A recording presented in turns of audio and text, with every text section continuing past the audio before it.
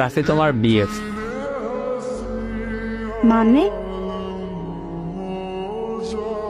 হ্যাঁ, এই তো সকালে ব্রেকআপ করছো। আজেরা কথা বললো না তো? সত্যি কথা বের হইলে সবই আজাইরা মনে হয়। বাই, ভালো লাগছে না।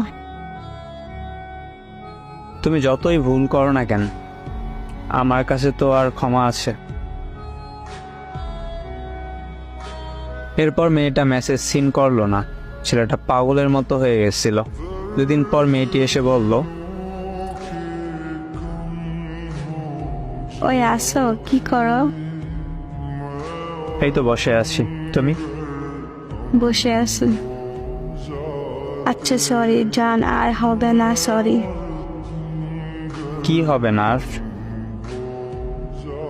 কিছু না, বাদ দাও। আচ্ছা, তুমি 2 দিন অনলাইনে আসো নাই কেন? আমার কাছে ফোন ছিল না, আব্বু ফোন নিয়ে নিছিল। অনেক কষ্টে ফোনটা নিয়েছি, আবার হয়তো বা নিবে।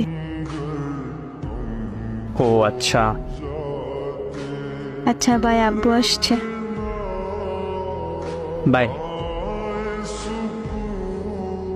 ছেলেটা জানতো যে মেয়েটা তাকে ইগনোর করতেছে, সেই জন্যই তো সে অনলাইনে আসে নাই।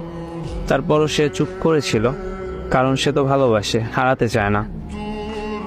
এভাবেই তাদের রিলেশন যাইতে লাগলো সামনের দিকে। প্রতিদিনই ঝগড়া হতো। শুরু হলো তাদের রিলেশনের নতুন এক মোড়।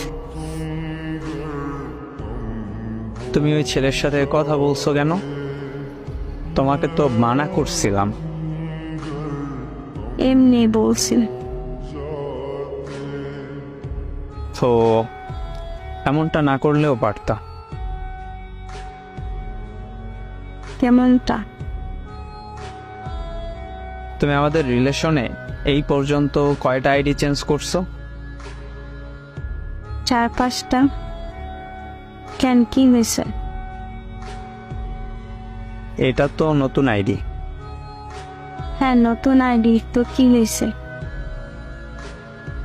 তোমার এই আইডিতে আমি একা ছিলাম, আস্তে আস্তে এত ছেলে কি করতেছে তোমার আইডিতে?